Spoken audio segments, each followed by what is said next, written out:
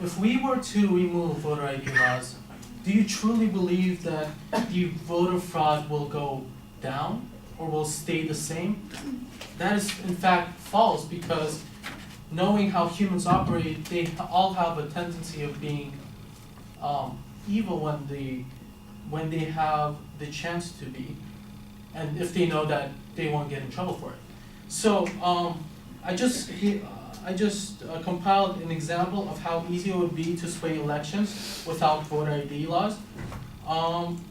So the first thing I would do is determine your area's precinct. Suppose the city has 12 voting precincts.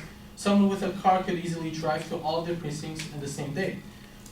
2, buy area voters lists. Registered voter lists are available and can easily be purchased by just about anyone.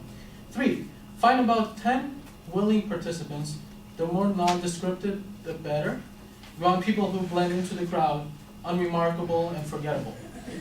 4, have each person select an identity from each of the 12 precincts. If they can select dead voters, all the better. Think about how easy it would be to pass as anyone who is your general age and race.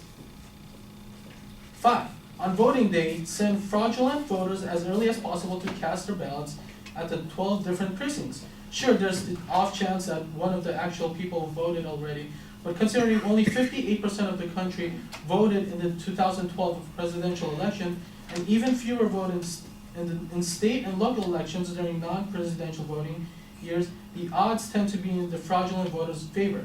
This is especially true if a fraudulent voter is impersonating someone who is dead. Now, they have stated that voter fraud does not occur a lot, and I would say that that claim is in fact false. On Thursday, the Heritage Foundation is releasing a new edition of its voter fraud database, featuring well over 100 new cases.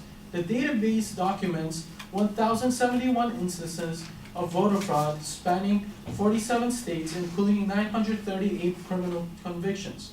A 2016 Pew study concluded that 1.8 million voters remained on the rolls after their passing, a grave vulnerability to the integrity of our election. The newest addition to the database concluded a dozen cases of illegal voting by non-citizens. This is a particular important issue to address, as each ballot by a non-citizen cast effectively nullifies the ballot of an eligible voter, effectively disenfranchising American citizens. One can deny facts for only so long, and with this newest release of the Heritage Foundation voter fraud database, the evidence is clear and incontrovertible. Voter fraud is real, and we cannot ignore it at our own peril.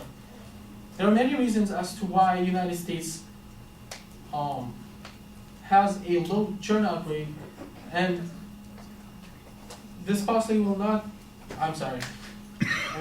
this policy will not discriminate eligible voters with the free ID cards.